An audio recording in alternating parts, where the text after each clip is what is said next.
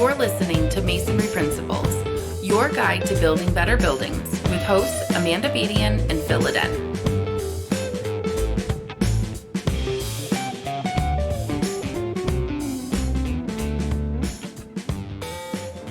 Thanks for listening to Masonry Principles. Today we have Allison Verley with Construction Innovations. Thanks for being here, Allison. Thanks for having me on. So when we're talking Construction Innovations, that's the name of the company. How long have you been with them?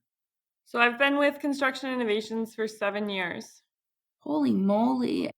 What does Construction Innovations focus on? So we're a manufacturer rep company, and we're also a manufacturer. So it started out with a couple of guys that had been in the industry for 40 years, more on the distributor side of the construction world, working mostly in steel, concrete, more heavy design, industrial design, and commercial work. Then 2008, they started a manufacturer rep company, which is Construction Innovations. And so we represent multiple companies in the building envelope, specialty flooring, concrete chemicals, and some corrosion resistant materials as well that get into really highly corrosive designs like battery acid plants. My focus with the company is mainly on the building envelope. My background is civil engineering. I come from a family of architects. I kind of grew up in that world and have always been surrounded by it. So that's where my passion lies. And really what I focus on is working with the architects and the engineers, the builders, and the contractors to make it a seamless and kind of a streamlined design process from the point of conception to the point of construction. I see there's a lot of disconnect out there in the world between designers and constructability of those designs. And that was always my focus, even before I went to school, was that I wanted to make sure buildings were being designed that could be built. And so that's where I come into the design process and make sure that everything is up to date on specifications, that the architects understand what is the most recent information on the market, what some systems are that are easier to install for the contractor. And then I also go to the contractors and let them know how things should be installed properly per manufacturer recommendations, because that's another area that we see a lot of issues within the building envelope, where materials work great and they're tested fine in a laboratory setting, but if they're not installed properly, they're not really going to perform. And we tend to see that later on, unfortunately, and we tend to see that in regards to failures within the buildings or moisture accumulation within the buildings. We're really trying to avoid that and make sure that everything is sustainable and that we're building for longevity and we're building for higher energy efficient buildings and make sure that those buildings that we're designing are going to last. And that's really where masonry comes in, because masonry is the most sustainable product. You know, if we build out of masonry, those buildings will last and stand the test of time. I would love to clip that out of this conversation because I was actually just meeting with a school board who is arguing about, wood being more sustainable compared to masonry. And, as we look at your website, I think a lot of designers are a lot more educated now on kind of these control layers and building envelope. And I mean, can you touch on what the control layers are in our wall system? Yeah, so there's 4 control areas in the wall system. And ultimately, the rule of thumb is that we want to keep those 4 control layers on the exterior side of our studs or on the exterior side of the wall. Because ultimately, we always want to protect from the outside. Like we put our jackets on over our skin. We don't want to really protect from the inside out. We want to protect from the outside because Mother Nature is on the outside. So all of our control layers go on that outside of the building. We have an air control layer, a water control layer, a thermal control layer, and a vapor control layer. And it gets a little confusing because a lot of times designers think that we want to have that vapor control layer on the interior side or the warm side of the wall. However, we still want it on the exterior side of the wall, but we can have it facing the warm side of the wall, which would be towards the interior. And ultimately, when we look at those 4 control layers, rather than having 4 different layers on top of each other on the exterior of our wall, we can reduce the amount of labor and use a systematic approach, whether it's using your insulation as a system, whether it's using your sheathing as a system. But ultimately, there's multiple systems out there. There's multiple manufacturers out there that have created these systems to reduce the time it takes to install and to reduce labor costs to install, which is really high right now. And it also just simplifies the installation so that it is installed properly and everything works cohesively together to protect the building. Yeah, and I think, I mean, a lot of designers are really familiar with that water control layer, that moisture layer, flashing systems, things like that. Where I see a lot more cost on projects recently is in these AVB systems, these vapor barriers. And we really push that vapor barriers aren't actually required for either concrete backup or masonry backup. The code's very specific. We only need those vapor barrier systems for frame wall construction. Do you have any insight into that? I mean, do you see vapor barriers being used on all projects, most projects? What are you kind of seeing in the market right now? So historically, when vapor barriers were required by code, people really jumped onto it and would instantly put in a vapor barrier.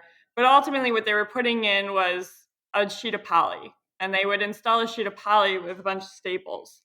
So when we think of water vapor and vapor diffusion, and that's ultimately what we're really doing with a vapor barrier, and this gets a little more technical, but water vapor is a water molecule in a gaseous state.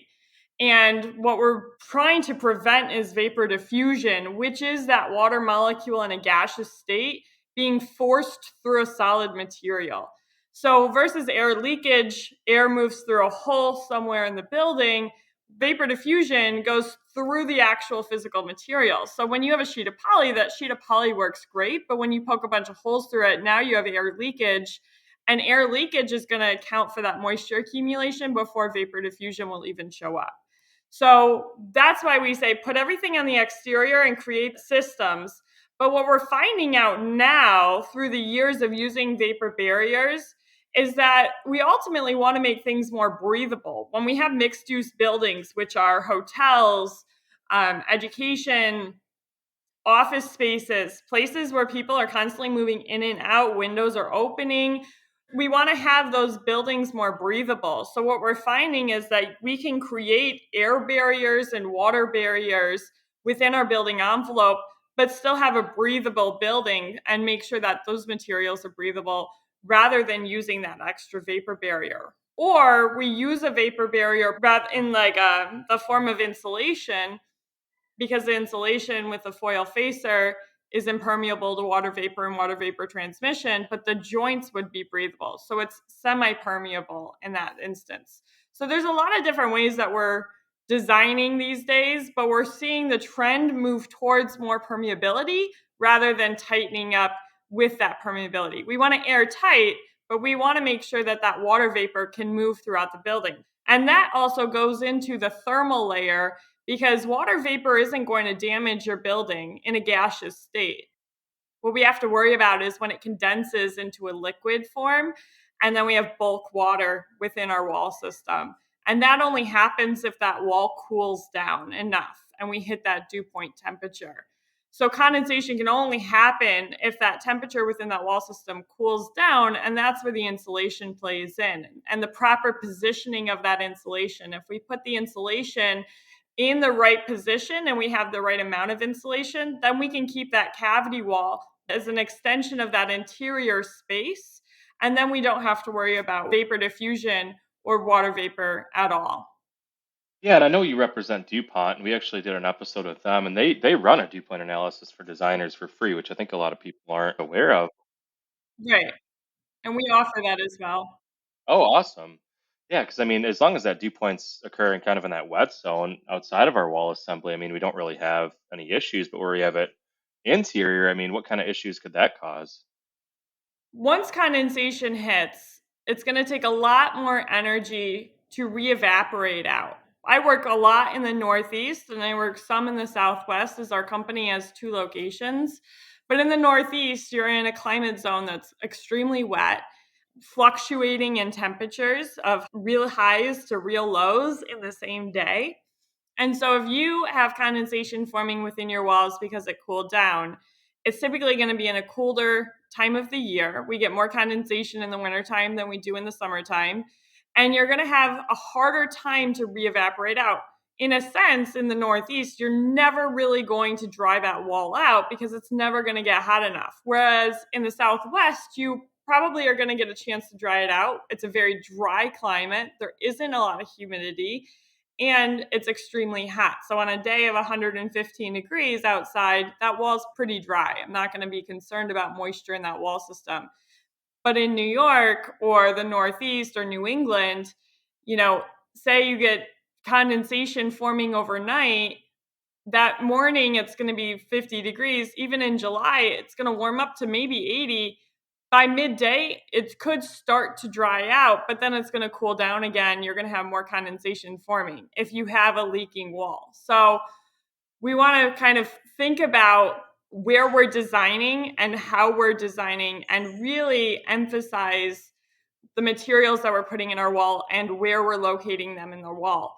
The other factor is not just that we're going to have condensation forming, but that air leakage accounts for a lot more water and moisture damage to your wall system than really anything else.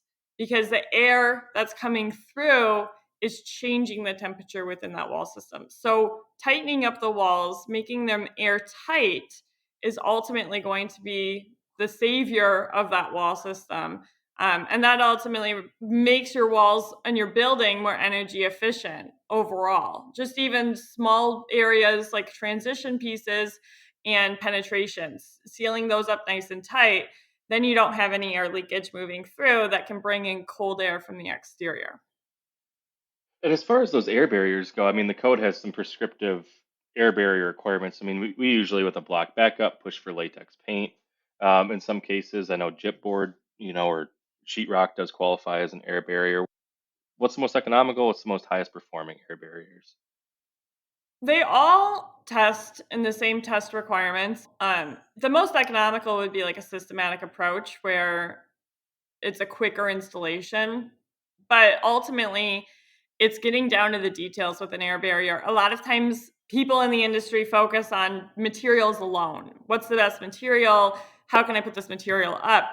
But they start to forget about the bigger picture, and that's the entire building envelope. And when we think about air barriers and the control layers, we want to focus on the entire envelope and how they're connected fully together so that we have cohesiveness throughout all of the materials and that they're working together. So you can put a great air barrier up on your wall system, but then your subs are going to come through, your electrician and your plumber, and poke a bunch of holes through. And that's where we see the issues, is then somebody doesn't come back and seal that up. So it's focusing on the details and making sure that everything gets sealed up before you close up those walls, and making sure that the scheduling is proper so that when the air barrier goes up, then the subs can come through, then they get back and sealed up, and that there's accountability held somewhere along the way, whether it's with one of the subs or through the GC, that the entire building has to be sealed up properly and not just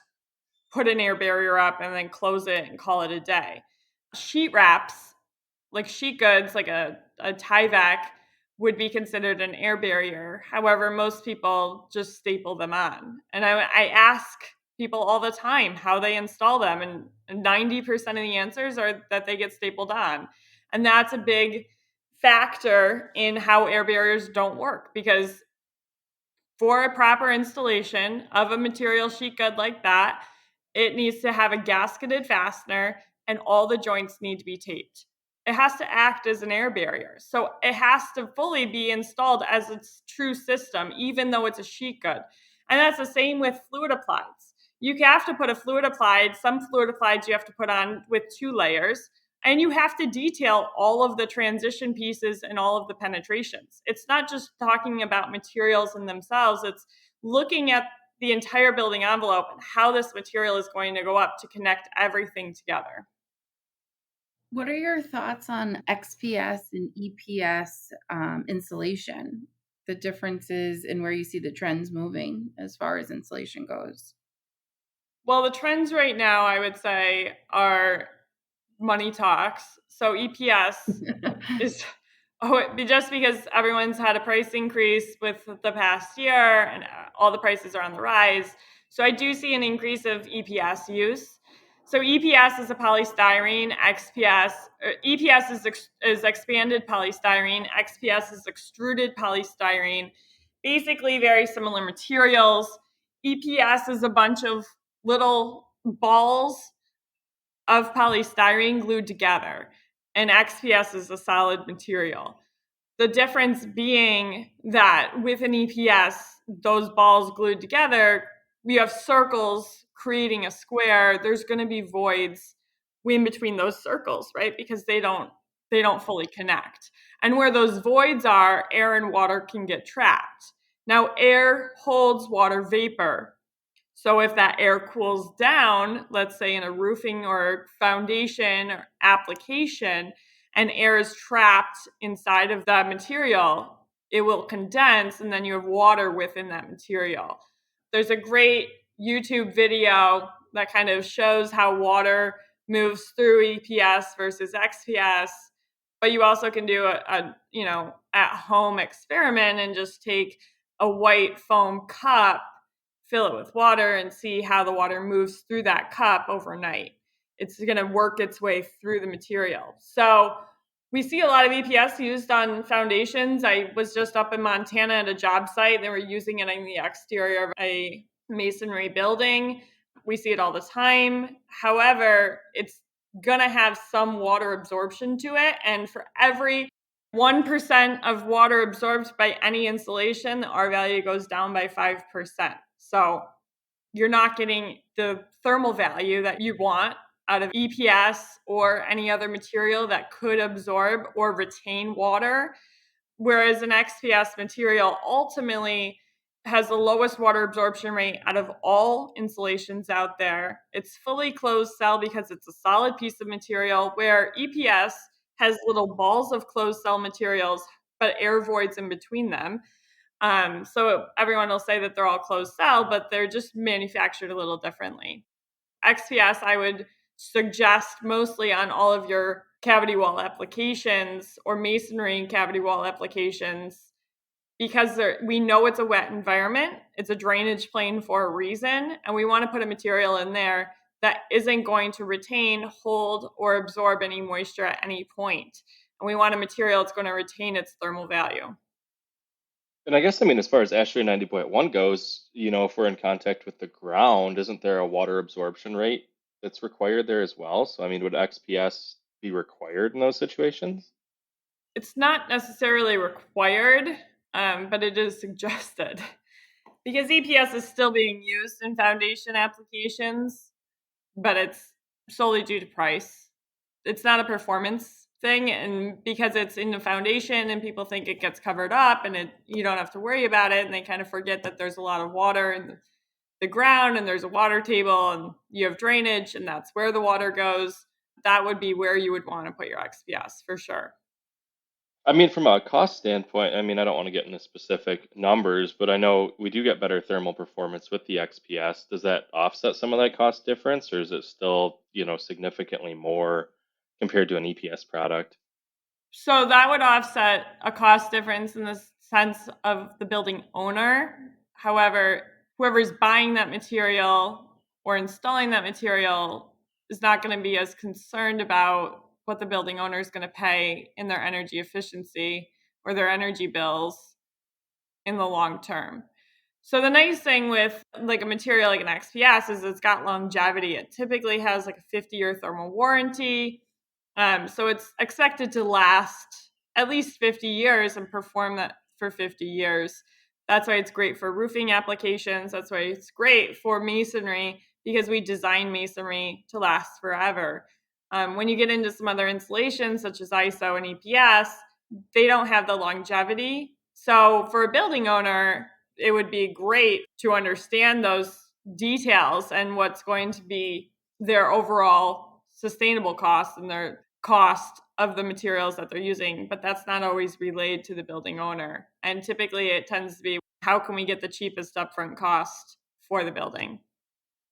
It's the American way, right? Cheapest product wins. Yeah. I know you support mortar net solutions as well, which we see used a lot, down at our flashing location.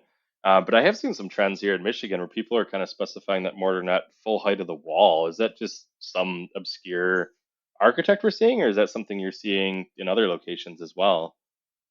So the modern, like the dovetail design, or like a whole net? The whole net at the base for drainage. I think we're seeing it because people are want to keep the mortar from bridging to the backup, so they would think if they put this drainage material, full height of the cavity, it's going to prevent that mortar from bridging. But we usually don't recommend that. I mean, have you seen that used in other places? Not in that instance. There is like a woven mesh that's used behind like a hardy siding, a rain screen design, thin veneers that you would use that would go the full length of the wall. But that's not to bridge mortar. That's solely just to have an extra ventilation layer of air moving through behind that wall system to make sure that it dries out properly. So Mortarnet invented the dovetail design with the mortar collection device. And the reason that they invented it in a dovetail design was that so that it caught the mortar on multiple levels.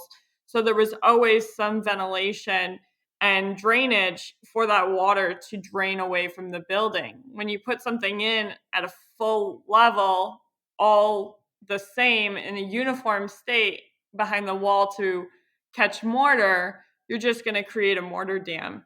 So I would hope that that's not what they're doing and that they're catching it on multiple levels. And maybe they're using a drainage mat as well, just as an extra ventilation layer.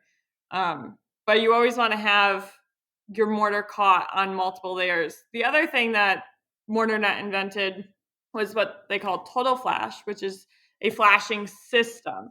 Again, this gets back into a systematic approach, making things a little easier to install and reducing those labor costs. So, Total Flash would be your base flashing, really any type of flashing out there, whatever materials that you're comfortable using or whatever materials that are spec'd. It can be copper, stainless steel, EPDM, TPO, rubberized asphalt. And then it basically comes either in a roll or size specific to your windows. If you're doing window flashings for a renovation job, let's say, they come in sheets or rolls and you install the flashing. But what it's nice about it is it already has a mesh in a dovetail design with weep tabs adhered onto the flashing material of your choice with the drip edge and the term bar already installed. So it's basically you pull it out of the box and you install it right away, but it's already got basically the mortar net in a different design for a flashing system. So you don't have to double up in that instance and you wouldn't have to put in a mortar collection device on top of that. So it really simplifies the design because you're flashing your wall and you have a mortar collection device and you have weave tabs to drain out and you have a drip edge and a turn bar all together ready to go. Wow, I haven't seen that system before. We do see, most people moving towards term bars instead of through wall flashing, which I'm happy about. I guess across the country, is that kind of the trend you're seeing as well with our flashing systems? Yeah, and I'm seeing a lot of people really enjoying the adhered flashing systems. However, they're not using a term bar, and I would highly suggest to be using a term bar, even if it's an adhered material with flashings, because it's on the drainage plane and there's water draining down. We can't account for fish mouths or adhesion properly. We want to make sure that it's mechanically fastened back 100% of the time. We know with peel and sticks, and the reason that a lot of manufacturers are going into liquid flashings and fluid applied systems is that peel and sticks and adhered just don't have the longevity. And a lot of that is because they're not installed properly. The wall was either wet or it had dust on it or there were fish mouths. I mean, it's very difficult to install these large peel and stick applications and not have one ripple or one instance where you're going to have water get back. Sure, yeah, that makes complete sense. I mean, we've learned a lot from the conversation. We kind of got to draw this to an end. I know on your website you have some continuing education opportunities. you want to touch on those real quick, just so our listeners have an idea of what resources are out there? Yeah, so in representing multiple manufacturers, we offer a lot of different presentations to architects, really in all of the different realms from the building envelope. We really focus on building science and the science behind the wall systems and the roof systems. But we also get into different concrete elements and sustainability within concrete design as well. There's a lot of different options out there that we provide, but most of the manufacturers out there will provide as well. AEC Daily is a great resource for continuing education in those regards. If you're working from home and doing anything on the computer, that's a great way to kind of gain extra knowledge within the realm of the building science world. Okay, well, thanks a lot, Allison, and thank you to Construction Innovations for being on today's podcast. Thank you to our listeners for tuning in to this episode of Masonry Principles, and we look forward to joining you next time. Thank you, guys. Thank you for listening to this episode of Masonry Principles. To continue the conversation, be sure to reach out to us by visiting masonryprinciples.com.